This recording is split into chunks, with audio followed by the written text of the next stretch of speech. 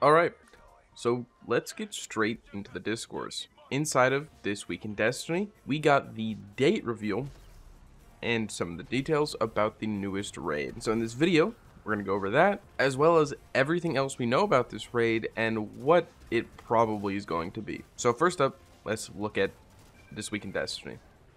So since it will be a reprised raid, to get the emblem and be a contender for World's First, we'll need to complete the raid once, and then complete it again on challenge mode. Contest mode will be available for 48 hours, following suit with Root of Nightmares, to the dismay of some, and the raid race will be happening on the second Friday of the season, just as the past few have.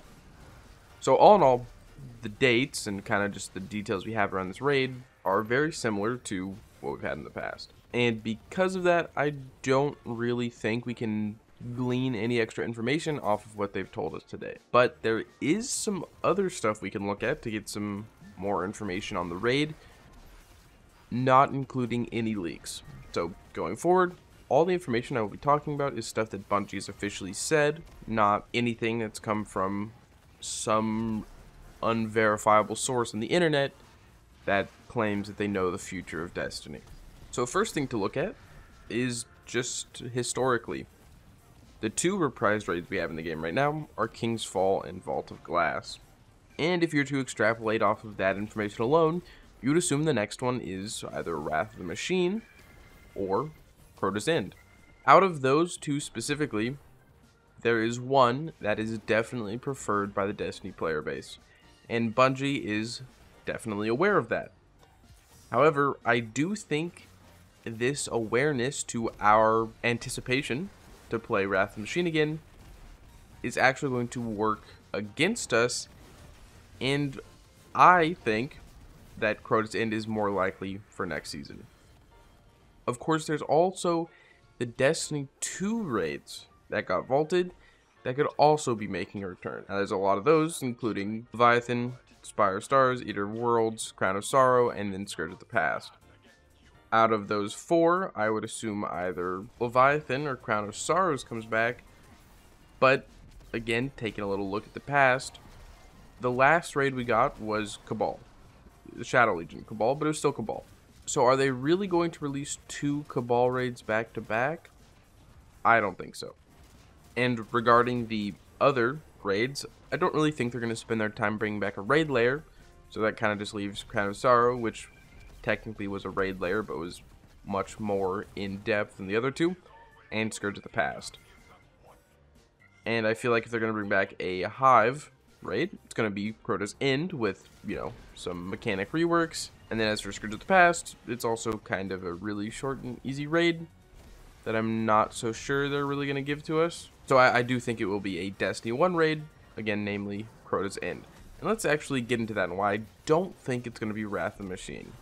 Alright, so the main reason for this train of thought and my main piece of evidence comes pretty much from Bungie wants money. And the reprised raids are free to play. And they know that we like Wrath of the Machine. And they know that we'll likely pay for Wrath of the Machine as well. But what am I talking about? Because, again, all the reprised raids have been free. So we're going to take a look at a development roadmap that Bungie's released during a game dev presentation, one that gave them a lot of flack, but this wasn't exactly what hurt them. And as we can see, there's two different sizes of banners. We've got big banners at the top and little banners at the bottom. Little banners being seasons and smaller DLCs, the Bungie 30th anniversary.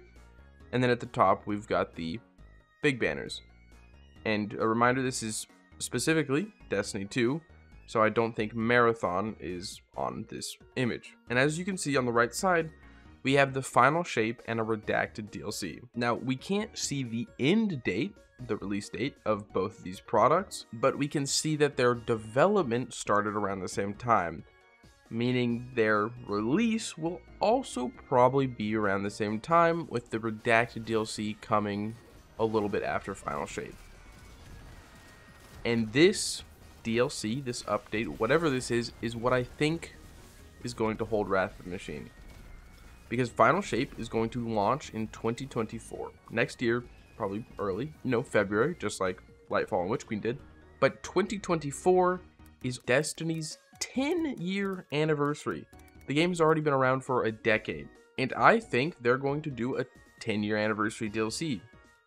We had a Bungie 30th anniversary DLC, and I feel it just kind of makes sense that they would want to celebrate Destiny as well, being around for 10 whole years. And that's what I think this big banner is going to be. I think it'll be a 10-year anniversary. It's going to be paid. And how are they going to sell it? Well, one way they could sell it, similar to how they sold the Bungie 30th anniversary with Gjallarhorn, is, that was a gun that everyone wanted back in Destiny 2. It was a gun everyone was excited for, and it was a gun that people would go and buy the DLC just to get. Well, if you're having a 10-year anniversary and you put, let's say, Wrath of the Machine, a raid into it, we're gonna buy it. And that's what I think Bungie is banking on. They can have a DLC and put Wrath of the Machine into this DLC, making it a more desirable product for us. And so going back to the point of the video, that's why I don't think Wrath of the Machine is coming next season, and that's why I do think it's Crota's end.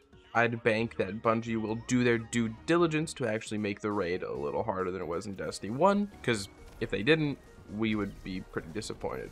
Another reason to support Wrath of the Machine not coming in Season 22 is that Wrath of the Machine features splicer enemies.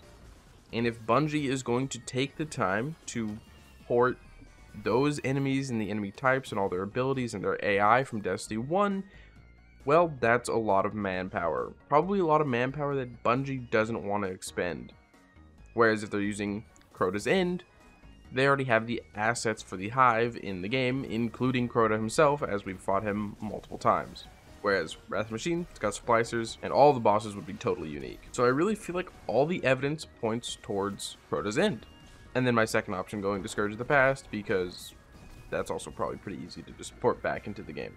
Also at the end here, I'm going to add this just because, again, this is everything we know about the raid. They've said in the past, regarding reprised raids, that if a raid has an exotic already in the game, so for example, Wrath of the Machine has Outbreak Prime, which is now Outbreak Perfected, and we already have our hands on it, Bungie said that they will create a new exotic for the raid, which, when they released this piece of information, I thought that confirmed that eventually Wrath of the Machine and the old raids we've already gotten will be put into the game sooner rather than later. But as more evidence has shown up, I do think Wrath of the Machine is not next. Granted, I still hope it is, just don't think it will be. And with that, pretty sure that's about everything we know. Again, no leaks in this video. I'd love to know what you think. Do you agree with everything I've brought up? Do you agree with my train of thought? Do you have any extra evidence that could be used to support any different claims? Let me know in the comments. And if you made it this far in the video, again, a genuine thank you for watching all the way to the end. It actually is very cool to see that some people at least find my stuff interesting enough to get this far. If you want to support me, liking, commenting, subscribing, very, very helpful. Helps these videos get out into the algorithm so I can get a couple more eyes on it. And if you want to support me but you can't think of a comment, you can comment down below. Raid, not for the video game, but for the activity in Destiny. And of course, I hope you're having a great day, and I hope to see you around.